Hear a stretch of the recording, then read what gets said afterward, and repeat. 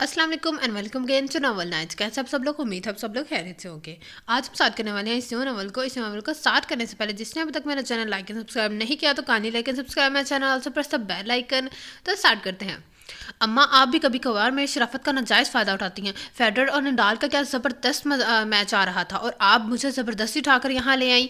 कोफत और बेजारी उसके लहजे से अयां थी। हर 5 मिनट बाद कुर्सी पर पहलू बदल कर वो अम्मा से यही शिकवा दोहरा रहा था और अम्मा जो अब तक उस बस थोड़ी देर की बात से है चंदा कहकर पिचकारती आ रही थी, अब उनसे भी मजीद जब्त ना हो सका। तभी खुफगी से उसे देखा और कहा, गलती हो गई बेटा, इस बार माफ़ कर दो, आइंदा ऐसी गलती कभी नहीं करूँगा, नहीं दोहराऊंगी। और वो जो माश की दाल की तरह ऐंठने में ही जा रहा था, शर्मिंदा सा हो गया। मैं तो सिर्फ ये कह रहा हूँ अम्मा की ऐसी महफिल में हम कितने मिसफिट से लग रहे हैं।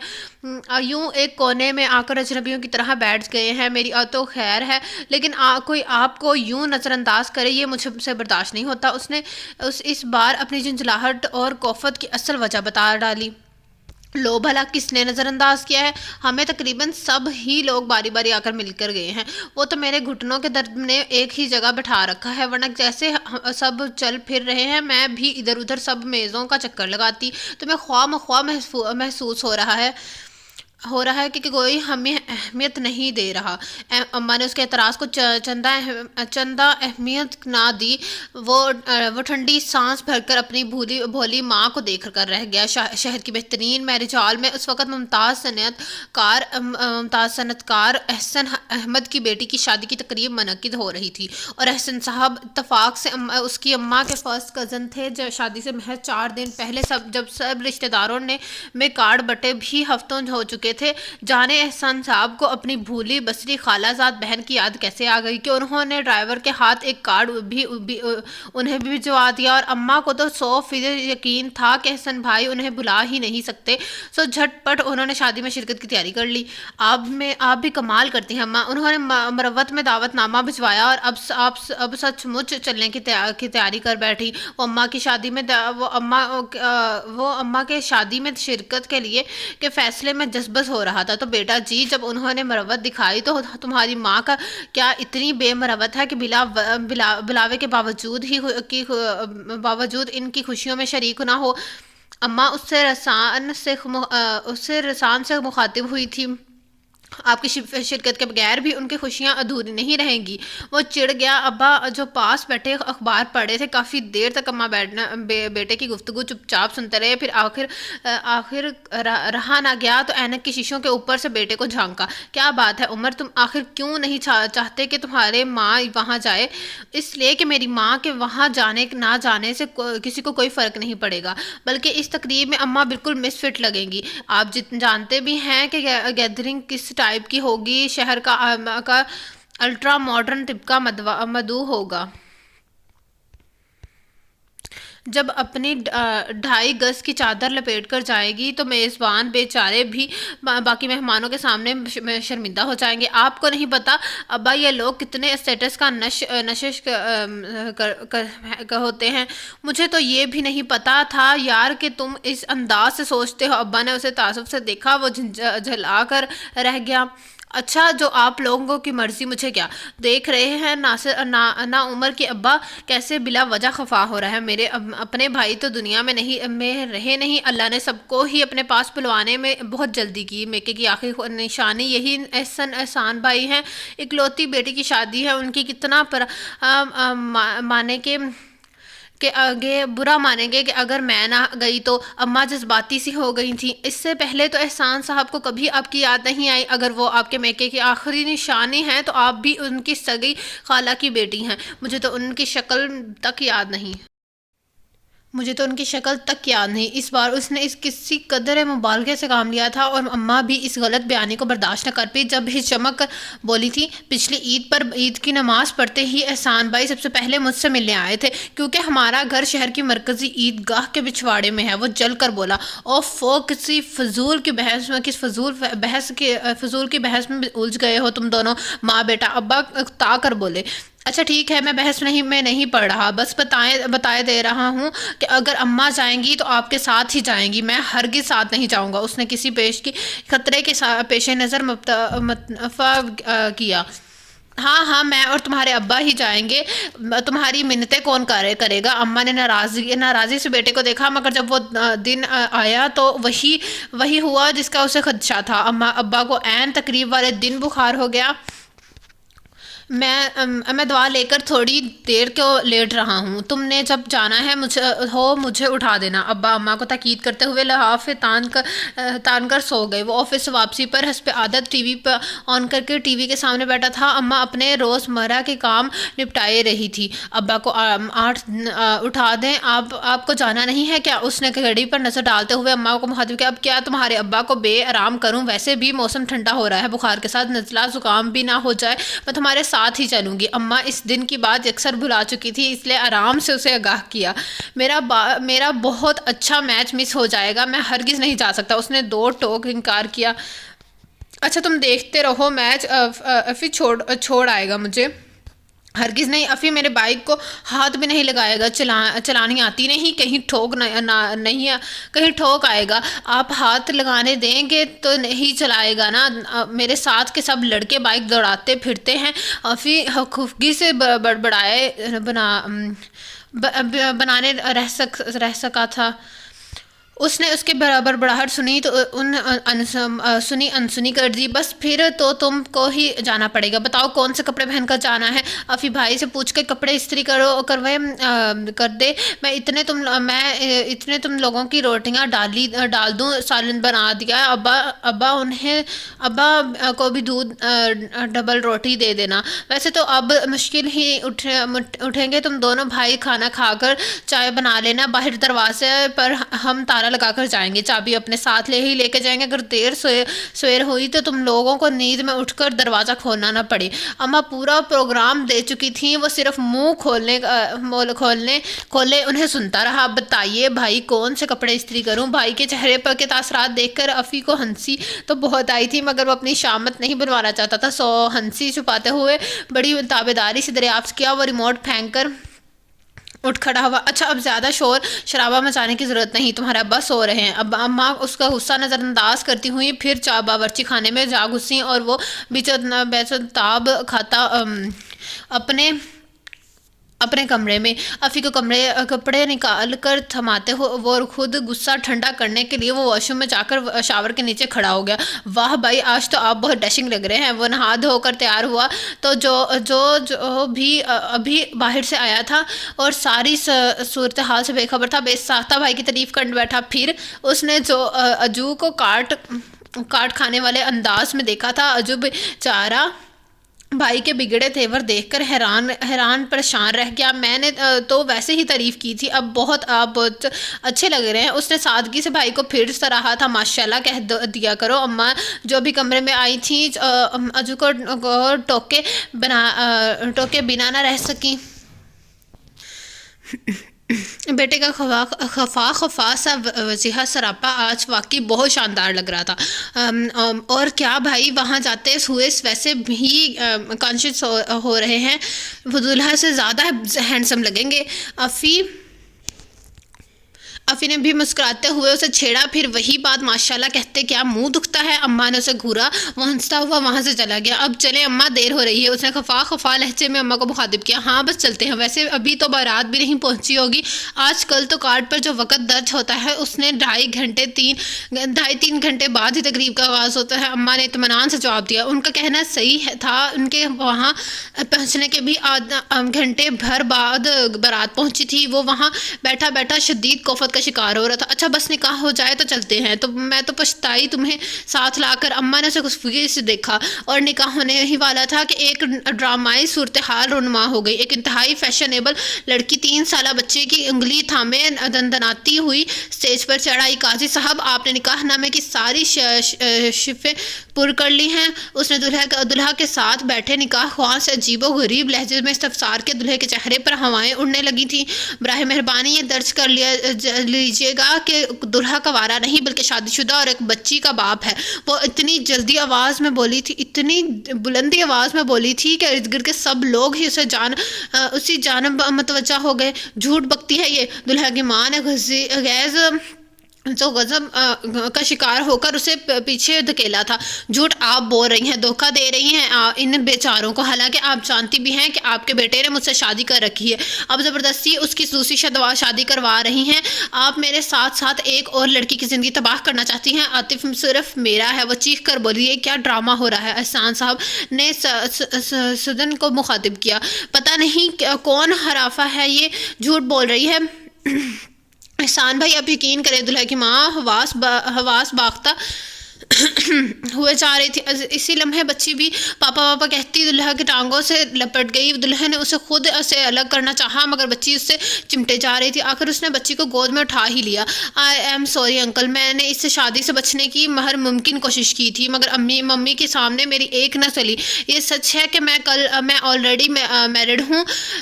نتاشا میری کلاس فیلو تھی، ممی نے میری پسند کو قبول نہ کیا تو مجبوراً ہمیں کورٹ میرج کرنا پڑی۔ اس شادی کے لیے میں ممی کے جذباتی بلیک میلنگ کی وجہ سے مجبور ہو گیا تھا، لیکن اب آپ کے سامنے بات کھل گئی ہے تو میں آپ سے غلط بیانی کر کے مزید اندھیرے میں نہیں رکھ سکتا۔ شکر ہے کہ آپ کے ابھی نکاح نہیں ہوا تھا، آپ کی بیٹی کی زندگی برباد ہونے سے بچ گئی۔ قسمت نے شاید اس کے نصیب میں ایک ادھورے شخص کا ساتھ نہیں رکھا تھا۔ اللہ تعالیٰ آپ کی بیٹی کو اس کے نصیب کی تمام خوشیاں دے، آپ مجھے معاف کر دیجیے گا۔ دلہا سنجیدگی سے کہتا اپنی بچی کو گود میں اٹھائے اس اسٹیج سے اتر گیا۔ اس کی بیوی نے ایک تفاخرانہ نظر اپنی ساس پر ڈالی اور میاں کے ہم قدم ہو گئی۔ ماں چیختے ہوئے بیٹے کے پیچھے گئی تھی۔ بارات کے ساتھ آنے والے لوگ دلہا کو روکنے کے لیے آگے بڑھے مگر وہ تیر کسی تیزی سے منظر نامہ سے غائب ہوا تھا۔ سب مہمان اپنی اپنی جگہ ساکت رہ گئے تھے۔ آپ فکر نہ کریں احسان صاحب، وہ نالائق اپنی بیوی کو چھوڑ دے گا، ہمیں کچھ مہلت دیں، کان سے پکڑ کر اس کو آپ کے سامنے لائیں گے، آپ سے معافی بھی مانگے گا اور آپ کی بیٹی سے شادی بھی کرے گا۔ دلہا کا چچا احسان صاحب سے مخاطب ہوا۔ آپ صرف ہم پر واحد اور آخری احسان یہ کر دیجیے کہ اپنے ساتھ آئے ہوئے لوگوں کو لے کر یہاں سے تشریف لے جائیں۔ احسان صاحب ضبط کی کن انتہاؤں پر تھے اس کا اندازہ لگانا چندہ مشکل نہ تھا۔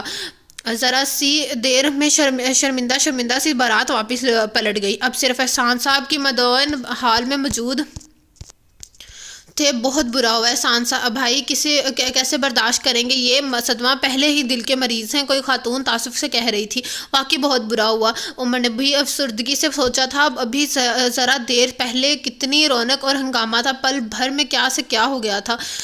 بن ماں کی بچی ہے، بس یوں سمجھو احسان بھائی نے ہی ماں اور باپ دونوں کا پیار دیا ہے۔ اب آخری فریضے سے سبکدوش ہونے جا رہے تھے تو قسمت نے چکر جلا دیا۔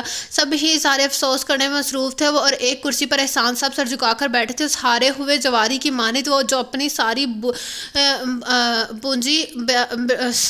پونجی لٹا بیٹھا ہے ہو۔ ہر کوئی اپنی اپنی سمجھ کے مطابق انہیں دلاسا دے رہا تھا۔ اچھا ہوا احسان بھائی، ان دھوکے باز لوگوں کے بارے میں بات پہلے ہی کھل گئی۔ خدا نخواستہ نکاح ہو جاتا تب تو بری طرح پھنس جاتے ہم، اور کیا دفع کریں، جو ہوا اچھا ہی ہوا، بس آپ زیادہ ٹینشن مت لیں، بھول جائیں سب۔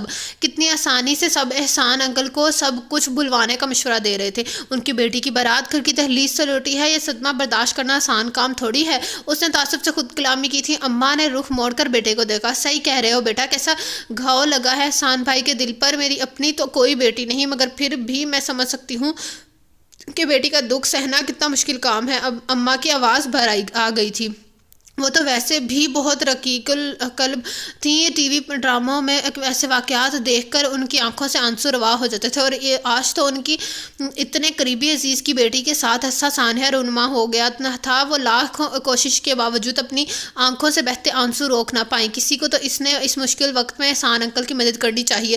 زبان کلامی تسلی دینے سے کیا ہوتا تھا؟ بیچارے احسان انکل، کیا حالت ہو رہی ہے ان کی؟ وہ دل کی گرفتگی سے بولا اور اماں نے اس کی بات پر کچھ چونکتے ہوئے اسے دیکھا۔ ہاں تو اماں کچھ غلط تھوڑی کہہ رہا ہوں میں، اتنا وسیع حلقہ باب ہے احسان انکل کا، کسی کو تو آگے بڑھ کر ان کے غم بانٹنے چاہیے۔ آج کی تاریخ میں ہی ان کی بیٹی کی رخصتی ہو جائے، یہ کوئی ایسا ناممکن بات بھی نہیں۔ جو بھی ہوا ہے سب کے سامنے ہوا ہے، احسان صاحب اور ان کی بیٹی بالکل بے قصور ہے، لیکن اگر آج کے واقعے پر وقت کے گرد بیٹھ گئی تو جانے لوگ بعد میں کیسے کیسے افسانے تراشی لیں گے۔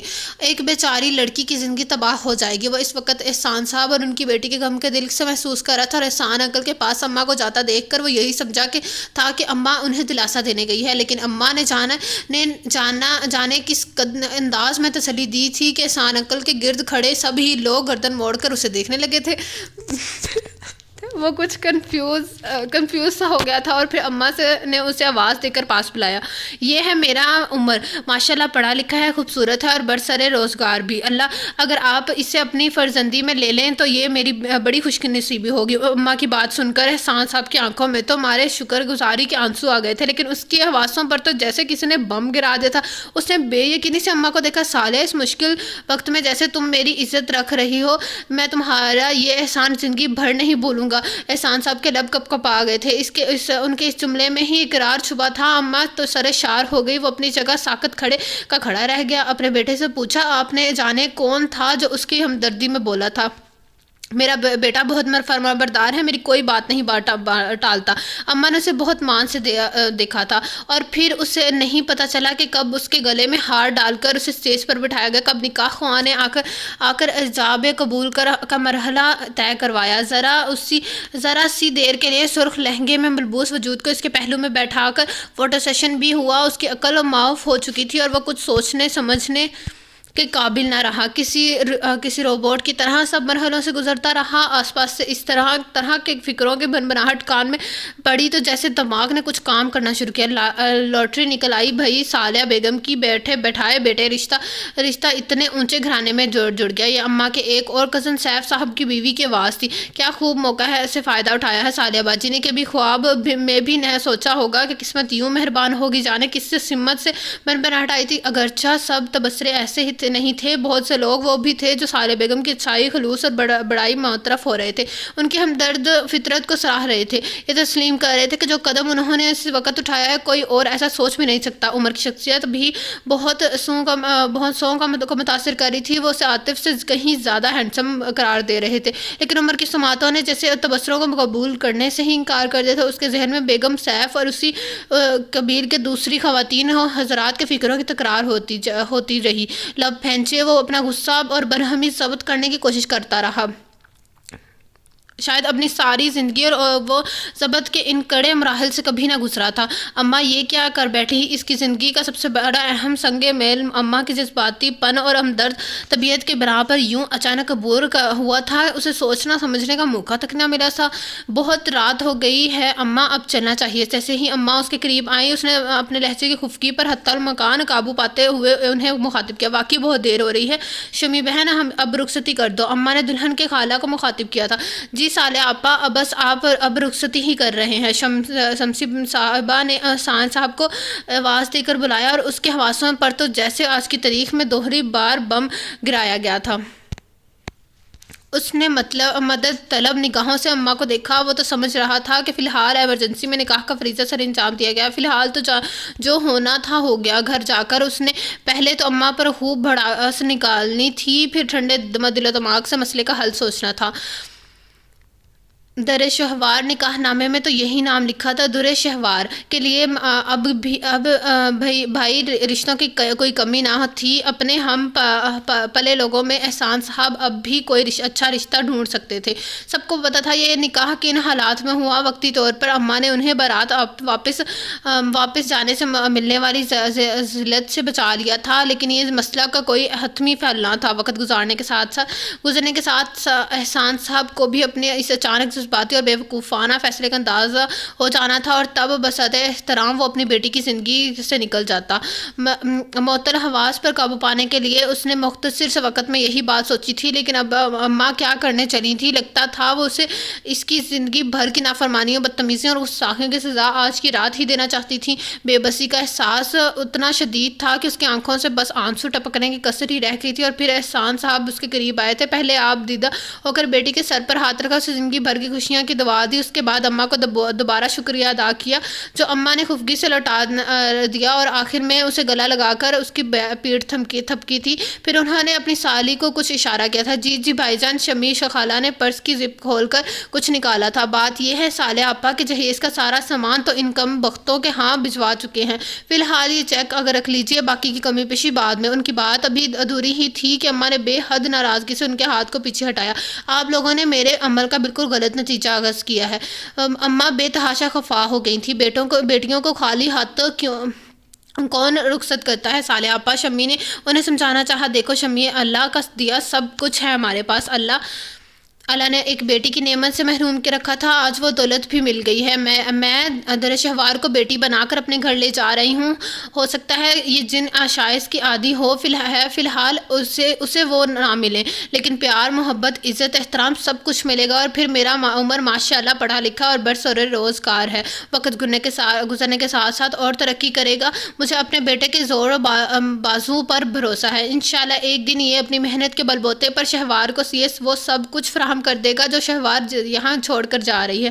اماں نے پوری تقریر ہی کر ڈالی تھی، اور اماں کی بات سن کر اس نے سکون کا ایک گہرا سانس لیا، ورنہ جس وقت شمی آنٹی نے چیک اماں کی طرف بڑھایا، اسے یوں لگا تھا جیسے کسی نے اس کی منہ پر تمانچہ مار دیا ہو۔ اگر اماں یہ سب نہ کہتی تو وہ خود ساری مروت اور لحاظ کو بلائے طاق رکھتے ہوئے دو ٹوک الفاظ میں انکار کر دیتا۔ چیک نہ لے کر اماں نے آج کی رات پہلا درست فیصلہ کیا تھا۔ اگرچہ اماں کی تقریر کے سارے متنوں سے متفق تھا، وقت گزرنے کے ساتھ ترقی کرنا، مشورہ کو سب آسائشات مہیا کرنا، یہ بڑی لانگ ٹرپ پلاننگ تھی، اور وہ بھی زبردستی کے فیصلے کو ساری زندگی نہیں نبھا سکتا تھا، اور یقیناً احسان صاحب کی بیٹی بھی ایسا نہیں چاہے گی۔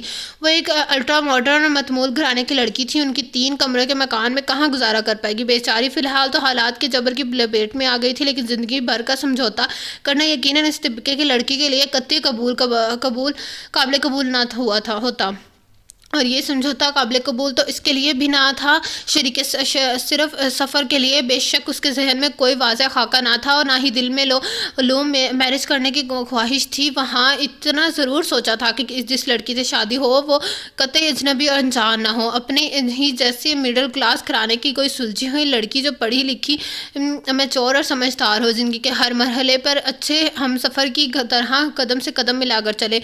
اپر کلاس گھرانے کی لڑکیوں کے بارے میں اس کی رائے یہی تھی کہ وہ مغرور، ماڈرن اور بے باک ہوتی ہیں۔ آج کی تقریب میں اپنے ساتھ ہونے والے سانحے سے پیشتر اتفاقاً جن لڑکیوں پر بھی اس کی نگاہ پڑی تھی وہ ایسی ہی تھیں، اور ایسی لڑکیاں سے اسے شدید ترین چڑ تھی۔ یونیورسٹی لائف میں بھی اس کی خوبصورتی اور وجاہت سے متاثر ہو کر اس ٹائپ کی کئی لڑکیوں نے اس کی جانب اپنا التفات ظاہر کیا تھا، لیکن وہ ان سے دور بھٹکتا تھا۔ وہ ایسی کہ کسی کی لڑکی کو 40 منٹ کے پریڈ میں اپنے ساتھ والی کرسی پر برداشت کرنے کو تیار نہ ہوتا تھا کہ ساری زندگی کے لیے گلے کا ہار بنا لینا۔ یہ شمی صاحبہ جو دلہن کے رشتے میں خالہ لگتی تھیں، برائے نام آستینوں والوں بازوؤں اور ڈیپ گلے والی ساڑی پہنے اماں سے اب بھی چیک لینے پر اصرار کر رہی تھی، اور تب احسان صاحب نے انہیں روک دیا۔ اس نے اطمینان کا سانس لیا تھا۔ چلو بھائی، دلہن کو چادر پہنا دو۔ کچھ توقف کے بعد اماں کو خیال آیا، ہاں چادر۔ شمی آنٹی سر ہلاتے ہوئے سوچ میں پڑ گئی۔ انہوں نے آگے کسی سووی آپی کو پکارا، انہوں نے کسی نگہت صاحب کو آواز دی۔ عمر کے لبوں پر زہر خندہ مسکراہٹ بکھر گئی۔ اماں نے بیچارے لوگوں کو کس مصیبت میں پھنسا دے دیا تھا۔ ایک چادر کا انتظام مشکل ہو رہا تھا، پھر کئی ہاتھوں سے ہوتی ہوئی ایک شال اسٹیج پر تک پہنچی تھی۔ دلہن کو شال اوڑھا دی گئی، پھر قرآن پاک منگوایا گیا۔ آئیں تو ہم موٹر سائیکل پر تھے، جائیں گے کیسے؟ اماں کو خیال آیا تو دھیمی آواز میں بیٹے سے پوچھا، لیکن اس کے پہلے وہ کوئی جواب دیتا اس کسی نے گاہ کے ڈرائیور سمیت گاڑی تیار کر کھڑی ہے، ٹیکسی میں چلے جاتے۔ اس نے اماں پر اپنی ناگواری ظاہر کر دی۔ کوئی بات نہیں، رات بہت ہو رہی ہے، دلہن نے زیور بھی پہن رکھا ہے۔ اماں نے اس بار اس کی اونچی ناک کی پروانہ کی تھی اور شاید ان کا فیصلہ دانشمندانہ تھا۔ رات کی 2:30 بجے گاڑی گھر کے سامنے آ رکی تھی۔ گلی میں ہو کا عالم تھا، چھن چھن کرتی دلہن کو لیے اماں گاڑی سے اتری تھیں۔ ڈرائیور نے دلہن کا سوٹ کیس نکال کر دروازے کے پاس رکھا اور سلام کر کے پلٹ گیا۔ اس نے جیب ٹٹول کر اپنی چابی نکالی اور تالا کھول کر اندر داخل ہونے کے ساتھ ہی اماں نے دلہن کا ماتھا چوما اور دعا دی اور پھر اس کی پیشانی پر بوسہ دینے کے لیے اسے تلاشنا چاہا، مگر وہ سوٹ کیس برآمدے میں پٹک کر کمرے میں گھس گیا تھا۔ اندر جو بہت دھیمی آواز میں ٹی وی چلائے کوئی ہارر فلم دیکھنے میں مشغول تھا۔ گھٹ پٹ کی آواز پر ٹی وی بند کر کے اٹھا عمر نے کمرے میں داخل ہو کر لائٹ جلائی۔ آپ لوگوں کے انتظار میں جاگ رہا تھا۔ اس نے ڈرتے ڈرتے وضاحت دی کہ لیٹ نائٹ ٹی وی دیکھنے کا استحقاق اس گھر میں صرف بڑے بھیا ہی رکھتے تھے۔ وہ اس کی وضاحت انسنی کرتے ہوئے صوفے پر بیٹھ گیا تھا۔ ایک گلاس ٹھنڈا یخ پانی پلاؤ، اس نے حکم دیا تھا۔ اتنی ٹھنڈ میں جو حیران ہوا، لیکن ابھی اس کے حیران ہونے کو بہت کچھ باقی تھا۔ اماں دلہن کو لیے کمرے میں داخل ہو چکی تھی۔ ایسی آنکھیں پھاڑ کر کیا دیکھ رہے ہو؟ بھابھی ہے تیری، سلام کرو۔ اماں نے اسے ڈپٹا تھا۔ اس نے آنکھیں مزید پھاڑ پہلے بھابھی کو اور پھر بے یقینی سے بھائی کو دیکھا۔ اماں نے دلہن کو عمر کے پہلو میں صوفے پر بٹھا دیا۔ وہ ایک لمحے کا توقف کیے بغیر اٹھ گیا اور اماں نے اس حرکت پر اس کی افقی سے گھورا تھا ضرور مگر بولنی کچھ نہیں۔ پھر جیسے انہیں ایک دم یاد آیا تھا، جا اجوا اپنے ابا کو اٹھا دے ورنہ صبح شکوہ کریں گے کہ بہو سے رات ہی کو کیوں نہیں ملوایا۔ اماں کے بہولیم کے اس چہرے پر بڑی بے بس سی مسکراہٹ پھیل گئی تھی۔ شکوہ کرنے کو تو ابا یہ بھی کر سکتے تھے کہ ان کے بغیر ہی چپکے دلہن رخصت کروا کر لے آئی تھی، لیکن وہ جانتا تھا کہ ابا بھی ہرگز ایسا کوئی شکوہ نہ کریں گے۔ اور اجو جو حیرت سے آنکھیں پھاڑے ساری سچویشن سمجھنے کی کوشش میں تھا، اماں کے کہنے پر فوراً ابا کے کمرے کی طرف بھاگا۔ ابا بیچارے گہری نیند میں تھے اور جو کہ بے ربط سی باتیں کیا سمجھ میں آتی ہیں، بس اسے کچھ سمجھی کچھ نہ سمجھی کے عالم میں تکتے رہے۔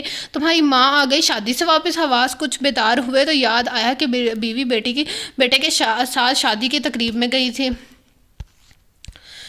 اجو جو ساری بات بتا کر فارغ ہی ہوا تھا، ذرا سا بدمزہ ہوا، لیکن پھر پہلے والے جوش و خروش سے دوبارہ بتانا شروع کیا۔ اماں آ گئی ہیں ابا، اور ساتھ ایک دلہن بھی لائی ہیں، اتنی پیاری اتنی خوبصورت، بالکل ڈرامہ والی۔ کون دلہن؟ ابا نے اسے ٹوکا۔ اماں کہہ رہی تھیں تمہاری بھابھی ہے۔ اجو نے فور و مسرت سے آگاہ کہ میری بھابھی؟ ابا نے اللہ، ابا نے اچنبھے سے پوچھا، شاید ان کے حواس اب تک پوری طرح بیدار نہیں ہوئے تھے۔ سوری، مجھے ہنسی آ گئی، یعنی کہ یہ فقرہ تھوڑا ہے بھی فنی تھا۔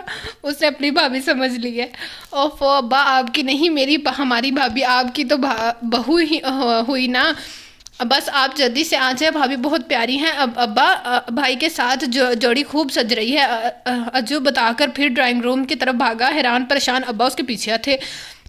ہائے عمر کے ابا، دیکھیں اللہ نے بیٹھے بٹھائے اپنی رحمت سے نواز دیا ہے، بہو ہے یہ آپ کی۔ انہوں نے مسرور سے انداز میں گاہ کیا تھا، پھر دلہن سے مخاطب ہوئی، چلو بیٹا اپنے ابو کو سلام کرو۔ اور دلہن نے دھیمی سی آواز میں سلام کر کے فوراً اماں کے حکم کی تکمیل کی تھی۔ ابا بے شک ابھی تک ساری سچویشن سمجھ نہ سکے تھے، لیکن انہوں نے بہت جلدی اپنی حیرت پر قابو پا لیا، پھر پوری خوش دلی سے دلہن کے سر پر ہاتھ رکھا کر اسے دعاؤں سے نوازا تھا۔ دنیا سے نرالے ماں باپ، عمر بیزار کن تاثرات چہرے پر سجا کر اپنے کمرے میں آ گیا تھا۔ وہاں خفی دنیا مافیا سے بے خبر لمبی تان کر سو رہا تھا۔ وہ اور خفی ایک ہی بیڈ شیئر کرتے تھے۔ کمرے کے ایک کونے میں اجو کی چارپائی بچھی تھی۔ عمر بے دم ساگ ہو کر بیڈ پر گر گیا۔ دماغ ابھی تک سائیں کر رہا تھا، جانے کتنی دیر وہ اسی خالی ذہنی کی کیفیت میں پڑا رہا تھا۔ پھر اماں کمرے میں داخل ہوئی تھی۔ لو بھلا بیٹا بتاؤ، افی کو جگایا تک نہیں؟ وہ خفا ہوئیں۔ کیوں، اس غریب کا کیا قصور ہے؟ اس نے تنخی سے پوچھا۔ بہت ہو گئی عمر، اپنے چہرے کی زاویہ درست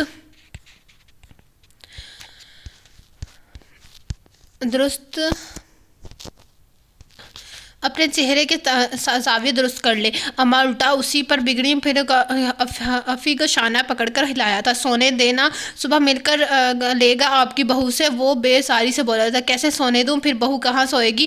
اماں نے جیسے کہ عقل پر مائم کیا، اور وہ تو گویا کرنٹ کھا کر اٹھا تھا۔ کیا مطلب ہے آپ کا؟ اپنی بہو کو اپنے پاس سنائے، میرا کوئی تعلق واسطہ نہیں ہے اس سے۔ تیرا دماغ تو نہیں چل گیا عمر؟ اماں نے اسے خفگی سے دیکھا تو پھر دوبارہ افی کا شانہ پکڑ کر ہلایا تھا۔ افی اٹھو، اٹھ میرے چاند، اور چاند آنکھیں مسلتا ہوا اٹھ بیٹھا تھا۔ کیا ہوا، صبح ہو گئی اتنی جلدی؟ ساری کی ساری فیملی ایک سے ایک بڑھ کے ہے۔ افی کچھ حیران ہوا۔ صبح کہاں، میری تو زندگی کی رات ہو گئی ہے۔ اس نے اتضاعی انداز میں خود کلامی کی تھی۔ کیوں اول فول ہانک رہا ہے عمر؟ چاند سی دلہن اللہ نے بیٹھے بٹھائے دے دی، جتنا شکر ادا کرے کم ہے۔ کون سی دلہن اماں؟ افی ہکا بکا ساری بات سمجھنے کی کوشش میں تھا۔ لے، تو نے تو واقعی ابھی تک اپنی بھابھی نہیں دیکھی؟ اچھا چل، فی الحال تو جلدی سے اٹھ کر بلکہ ٹرنک میں سے دھلی ہوئی بیڈ شیٹ نکال کر لا چلو، اور کچھ نہیں تو کم از کم بیڈ شیٹ ہی بدل دوں، باقی تو۔ اماں آخر آپ کو میری بات سمجھ میں کیوں نہیں آ رہی؟ وہ ایک دم سے پھٹ پڑا، اور اپنے ایک لمحے کو تو اماں بھی چپ ہو گئی۔ کون سی بات؟ انہوں نے انسان بنتے ہوئے تحمل سے دریافت کیا۔ وہ یہاں نہیں سوئے گی، اپنے پاس ہی سنائیں اسے، ابا کو یہاں بھیج دیں، میں 2-4 دن میں نپٹا دوں گا یہ معاملہ، اس نے ختمی لہجے میں کہا۔ خدا کی پناہ عمر تو کیسی باتیں کر رہا ہے؟ اماں اس کے لہجے اس کا ارادہ پا گئی تھی، جب ہی دبل کر سینے پر ہاتھ رکھ کر بولی۔ ہاتھ رکھا تو اور مجھے کیسی باتیں کرنی چاہیے؟ اماں مجھ سے پوچھے بغیر زبردستی کا بندھن باندھ دیا آپ نے، ایک انجانی لڑکی کو میرے سر پر تھوپ دیا۔ میں اس وقت غصے اور بے بسی کی جس انتہا پر ہوں، آپ اس کا اندازہ نہیں لگا سکتے۔ کتنی بڑی قیمت لی ہے آج آپ نے میری فرمانبرداری کی۔ بتائیے کیا عزت رہ جاتی آپ کی اگر میں بڑی محفل میں آپ کی بات ماننے سے انکار کر دیتا؟ لیکن تو نے خود ہی تو کہا تھا اس مشکل وقت کے کسی کا احسان بھائی کی مدد کرنی چاہیے۔ اماں نے پس سے لہجے میں اسے یاد دلایا۔ میں نے کسی کو کہا تھا اماں؟ کم از کم آپ کو نہیں کہا تھا۔ وہ روحانسا ہوا۔ بیٹے، بچی بہت اچھی ہے، پڑھی لکھی ہے، پیاری ہے، تو اس کے ساتھ خوش رہے گا۔ اماں اپنی ماں کی بات کو یقین کرو۔ اماں اسے چمکارتے ہوئے بولی۔ سوال ہی پیدا نہیں ہوتا کہ میں اس کے ساتھ خوش رہوں گا، اور بالفرض بحال میں اسے قبول کر بھی لوں تو کیا وہ میرے ساتھ خوش رہ پائے گی؟ میں ایک بڑے گھر کی لڑکی سے اس 3 کمروں کے گھر میں کیا سکھ ملے گا؟ 4 کمرے اوپر اور اپنا سوروم بھی تو کمرہ ہی ہے نا۔ اگر کاٹ کباڑ نکال دیں تو اب اتنا بڑا اور ہوادار جو ماں کے پیچھے آ گیا تھا درمیان۔ عمر نے اسے قہر برساتی نگاہوں سے دیکھا تو وہ پھر دبک کر اماں کے پیچھے ہو گیا تھا۔ تو اپنے دل کو راضی کر لے میرے لال، اور شہوار کی فکر چھوڑ دے۔ عورت کی فطرت میں اللہ نے بہت لچک رکھی ہے، وہ ہر قسم کے ماحول میں خود ڈال لیتی ہے۔ ہو سکتا ہے اس شروع میں تھوڑی تنگی ہو، لیکن وہ بہت آسانی سے سمجھوتا کر لے گی۔ اماں نے اپنی سمجھ کے مطابق اپنے اسے سمجھایا تھا، مگر یہ کہہ کر کہ گویا انہوں نے اس کی دکھتی رگ پر ہاتھ رکھ دیے تھے۔ کوئی میرے ساتھ سمجھوتا بھری زندگی ہی کیوں، میں اس احساس کے ساتھ نہیں جی سکتا کہ میرا ساتھ کسی کے لیے صرف ایک سمجھوتا ہے۔ مجھ میں کس چیز کی کمی ہے اماں؟ میری ہمراہ ہی تو کسی کے لیے اعزاز ہونی چاہیے، نہ کہ ایک سمجھوتا۔ اس نے جلائے ہوئے انداز میں کہا۔ اس کی ذات کا کوئی مان توڑے یہ اسے کب برداشت تھا؟ تیری باتیں میری سمجھ سے باہر ہیں۔ اماں نے بے بسی کے احساس سے بیٹے کو دیکھا، اور اسی لمحے ابا بھی آ گئے تھے۔ شاید اماں انہیں شادی کے مختصر سی رداعت سنا چکی تھیں، اس لیے ان کے چہرے پر اب بہت نارمل سے تاثرات تھے۔ بھائی، تم ماں بیٹا کس میٹنگ میں لگے گئے؟ دلہن کے سونے بیٹھنے کا کچھ انتظام کرو، بچی بیچاری بے آرام ہو رہی ہے۔ ابا نے اماں کو مخاطب کیا۔ بچی بیچاری یہاں ہمیشہ بے آرامی ہی محسوس کرے گی۔ وہ پھر طنز کرنے سے باز نہ آیا۔ ابا نے کچھ چونک کر اسے دیکھا، اور وہ بھی ابھی تک یہ سمجھ رہا تھا کہ ماں اور بیٹا دونوں ایک کار خیر انجام دے کر لوٹے ہیں۔ یہ نہیں پتا کہ اس کار خیر میں بیٹے کا حصہ زبردستی دلوایا گیا ہے۔ آپ کا بیٹا انوکھی باتیں کر رہا ہے، کہتا ہے دلہن کو آپ اپنے پاس سنائیں، ابا ہمارے پاس سو جائیں گے۔ اماں نے ابا سے اس کی شکایت لگائی۔ ابا کچھ لمحوں تک بیٹے کی خفا چہرے کا جائزہ لیتے رہے، پھر دوستانہ سے میں اس سے مخاطب ہوا۔ میں مانتا ہوں یار کہ تم ابھی شادی کے لیے ذہنی طور پر تیار نہ تھے، لیکن قدرت کے ہر کام میں کوئی نہ کوئی مصلحت ہوتی ہے۔ جو فیصلہ ہو گیا اس سے یقین کے ساتھ اس قبول کرو کہ یہ بچی ہے، یہ تمہارے نصیب میں لکھی گئی تھی۔ انشاءاللہ اس کا ساتھ تمہاری زندگی کا خوشیوں سے بھر دے گا۔ ابا اسے پیار سے سمجھانا چاہا تھا۔ ابا نے اسے پیار سے سمجھانا چاہا تھا، ابا پلیز اس وقت ایسی کوئی بھی بات میری عقل میں نہیں سما سکتے۔ وہ شدید بدلحاظ ہوا۔ اماں نے ناراض ہو کر اسے کچھ کہنا چاہا تھا، مگر ابا نے آنکھ کے اشارے سے نہیں انہیں روکا، پھر اس کا شانہ تھپتھپایا تھا۔ ٹھیک ہے یار، تم بھی صحیح کہتے ہو، زندگی کی نئی حقیقتوں کو تسلیم کرنا آسان کام نہیں ہے۔ تمہیں سوچنے سمجھنے کے لیے وقت چاہیے، اور ہم تمہیں یہ وقت ضرور دیں گے۔ عمر کی ماں، آ جاؤ، میرا تکیہ اور لحاف یہاں لا دو، دلہن تمہارے پاس ہو جائے گی، رات بہت ہو گئی ہے۔ بچی بیچاری بھی ذہنی اور جسمانی طور پر بہت تھک چکی ہوگی، اسے کمرے میں لے جاؤ، اسے آرام کی ضرورت ہے۔ ابا نے بحث سے سمیٹی تھی۔ اماں نے ایک شکوک بھری نظروں اس پر ڈالی، پھر کمرے سے نکل گئی۔ 2 منٹ بعد وہ ابا کا لحاف اور تکیہ لے کر آ گئی۔ تم تینوں بھائی بیڈ پر سو جانا۔ انہوں نے پلنگ پر سے عجو کو تکیہ ہٹا کر ابا کا بستر جمایا تھا۔ اور تم کیا ساری رات بیٹھے رہو گے؟ لیٹو اور سونے کی کوشش کرو۔ اماں نے اسے کچھ خفگی سے مخاطب کیا تھا۔ وہ بن جواب دیے اسی پوزیشن میں بیٹھا رہا۔ اماں لائٹ آف کر کے بڑبڑاتی ہوئی چلی گئی۔ سو جائیں بھائی، ہو سکتا ہے صبح ٹھنڈی اٹھنے پر پتہ چلے یہ سب ایک خواب ہو۔ عجو نے سرگوشی کے انداز میں اسے تسلی دی اور مشورہ احکامانہ صحیح، مگر اس وقت اس کا دل کو لگا تھا ہاں، ہو سکتا ہے یہ سب خواب ہو، بلکہ کاش یہ ایک خواب ہی ہو۔ اس نے تھکے تھکے انداز میں ٹانگیں سیدھی کر کے سر تکیے پر رکھا اور لحاف تان کے لیا، پھر کب سوچ کی وادی سے نیند کی وادی میں داخل ہوا پتہ ہی نہ چل سکا۔ مجھے تو یوں لگ رہا ہے جیسے یہ سب ایک خواب ہے، یہ افی کی کھنکتی ہوئی آواز تھی۔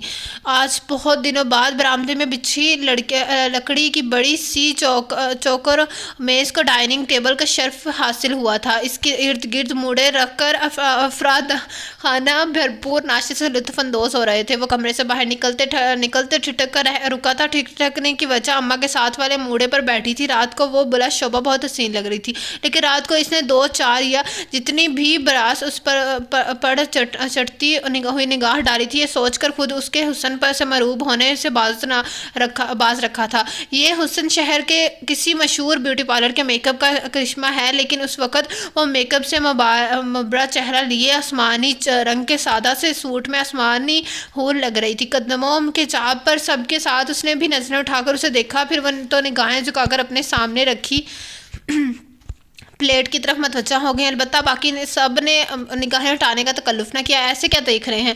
کیا پہلی بار دیکھا ہے مجھے؟ سب کو ذوق شوق سے اسے اپنی جانب تکتا پا کر وہ جھنجھلایا تھا، مگر پھر بہت ضبط کر کے یہ فکر لبوں پر لانے سے روکا تھا۔ آؤ بیٹا، رک کیوں گئے؟ میں نے تو ناشتے کے لیے نہیں اٹھایا تھا کہ رات دیر سے سوئے تھے، نیند پوری کر لو۔ اماں نے اسے محبت سے پکارا۔ ہاں بھائی عمر، جلدی سے آؤ، تمہاری ماں نے بہت خستہ قیمہ بھرے پراٹھے بنائے ہیں۔ اماں کے چپ ہونے پر ابا نے مخاطب کیا، آج ہیں بھائی، ابا گرم گرم حلوہ پوری میں بھی لائے ہیں۔ عجو نے گویا اسے للچانا چاہا، اور میں نے اتنے مزید شاہی ٹکڑے بنائے ہیں، آپ کھائیں گے تو انگلیاں چاٹ کر رہ جائیں گے۔ کلفی بھلا کیوں پیچھے رہتا، اس نے بھی اپنی کارگزاری سے گاہ کیا۔ اس نے کاٹ کھانے والی نگاہوں سے اسے گھورا۔ کیسی ندیدی فیملی کا تاثر دے رہے تھے اس لڑکی کے سامنے، اور اس بیچاری کو تو اتنا دیسی قسم کا ناشتہ کہاں ہضم تھا۔ اس کا ناشتہ تو شاید جیم، بریڈ آملیٹ، ٹوسٹ، جوس اور کارن فلیک جیسی چیزوں پر مشتمل ہوتا۔ یہاں پر پراٹھے اور حلوہ پوری جیسی شوقین کھانے کو مل رہی تھی۔ اس سے پہلی بار دل میں اس کی سے ہمدردی محسوس کی۔ افی، مجھے بس چائے کا ایک کپ پکڑا دو۔ اماں نے اسے دوبارہ بلایا تو اس نے راضی کے اظہار کے طور پر اماں کے بجائے افی کو پکارا تھا۔ خالی پیٹ چائے لے گا، دماغ تو نہیں چل گیا؟ اماں نے درشہوار کا خیال کیے بنا اسے ڈپٹا تھا۔ اماں شاید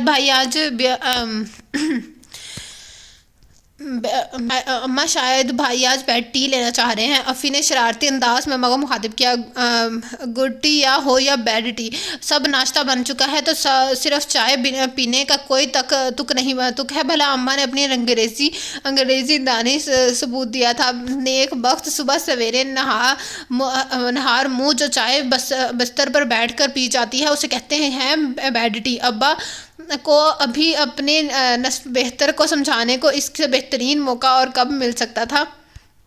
وہ جھنجھلاتا ہوا واپس کمرے میں مڑ گیا اور 2 منٹ بعد افی چائے کا کپ لیے اس کے پیچھے آ چلایا، یہ لے بھائی گرم چائے۔ وہ چائے کا کپ اسے تھما کر واپس مڑ گیا اور چائے کا پہلا گھونٹ لیتے ہی زبان تو جلی، ساتھ دل بھی جل کر خاک ہو گیا۔ باہر قیمے بھرے پراٹھوں کی دعوت اڑائی جا رہی تھی اور وہ یہاں اکیلا بیٹھا چائے پی رہا تھا۔ ایک لڑکی کی وجہ سے کیسے اپنے ہی گھر میں اجنبی بن گیا تھا، اور کیا تھا جب ماں چائے کی کپ کے ساتھ ایک چنگیر میں پراٹھا اور تھوڑے سے حلوے کے ساتھ 2-3 پوریاں ہی بھجوا دیتی۔ بھوک کے معاملے میں وہ کتنا کچا تھا، اس بات سے اماں سمیت گھر کا کوئی فرد ناواقف نہ تھا۔ اس نے غصے میں چائے کا کپ بھی سائڈ ٹیبل پر پٹک دیا۔ ذرا دیر بعد جو کمرے میں آیا تھا، ناشتہ کر چکے ہو تو میرے کپڑے پریس کر دو، اس نے اجو کو مخاطب کیا۔ آج تو آپ کے آفس کا آف ہے بھائی، اجو نے اپنی دانت میں اسے یاد دلایا۔ استری کیے ہوئے کپڑے پہن کر کیا بندہ صرف آفس ہی جا سکتا ہے؟ وہ بلا وجہ اجو پر چڑھ دوڑا۔ کون سے کپڑے کروں بھائی؟ اجو نے عافیت اسی میں جانے کے مزید سوال جواب سے پرہیز کیا، چاہے جو فرما برداری سے کپڑے مانگے تھے۔ جو مرضی کر دو۔ اس بار وہ قدرے بیزاری سے بولا۔ اجو نے چپ چاپ کپڑوں کی الماری کھولی اور اس کے ایک پینٹ شرٹ باہر نکالی تھی، اتنے میں اماں بھی آ گئیں۔ یہ تو کیا کر رہا ہے اجو؟ انہوں نے اجو کو مخاطب کیا، حالانکہ اسے استری کا پلگ لگاتے دیکھ چکی تھیں، اس لیے اس کے جواب کا انتظار کیے بنا دوبارہ بول اٹھی تھی، یہ کپڑے میں پریس کرتی ہوں تو فٹافٹ بازار سے رس گلے اور گلاب جامن لیا۔ اماں نے بٹوے سے پیسے نکالتے ہوئے اجو کو مخاطب کیا، پھر ایک لمحے کو سوچ میں پڑ گئی، کتنے کلو مٹھائی منگواؤں عمر؟ جب خود سمجھ میں نہ آیا تو اسے مخاطب کیا، 1 کلو کا ڈبہ ہم سب کے لیے بہت رہے گا۔ اماں عمر کے کچھ بولنے سے کہ پہلے ہی جو نے ماں کو جواب دے دیا تھا۔ اماں ہنس پڑی تھی، ہاں ہم سب بھی منہ میٹھا کریں گے، آخر اتنی بڑی خوشی آئی ہے۔ میں ہمارے گھر میں تو پڑوس میں مٹھائی بانٹنے کی بات کر رہی ہوں، کیوں ڈھنڈورا پیٹ رہی ہیں آپ اس نام نہاد شادی کا؟ وہ بگڑا تو بھلا یہ کوئی چھپانے والی بات ہے؟ پہلے تو میں سوچ رہی تھی کہ آج کل میں ولیمے کی تقریب رکھ لیتے ہیں، لیکن پھر سوچا کہ ولیمے میں دور پار کے سب رشتہ داروں کو بلوانا ہوگا، اپنی حیثیت کے مطابق تھوڑی بہت بڑی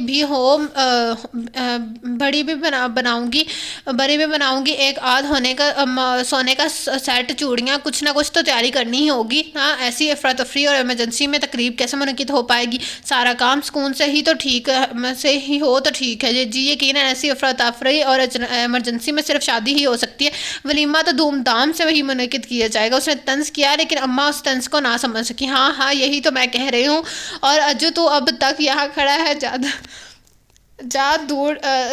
دوڑ کر مٹھائی لے آئے، اس سے پہلے محلے میں سے کوئی آئے۔ میں آس پاس کے گھروں میں خود ہی مٹھائی بانٹ کر سلیقے سے ساری بات بتا آتی ہوں، اگر بچی کے سامنے کسی نے خریدی کی تو ناحق اس کا جی برا ہوگا۔ اماں کو اپنے بچے کے مقابلے میں بچی سے زیادہ ہمدردی تھی۔ انہوں نے پیسے گن کر اجو کو تھمائے اور پھر باہر نکل گئی۔ عمر نے گہرا سانس لے کر کپڑے اٹھائے جو آج خود ہی پریس کرنا تھا۔ محلے میں مٹھائی تقسیم ہونے کے بعد یقیناً گھر میں لوگوں کی آمد و رفت اور ایک ہلچل مچ جانی تھی، اور وہ ہلچل میں سے پہلے ہی گھر سے نکلنا چاہتا تھا۔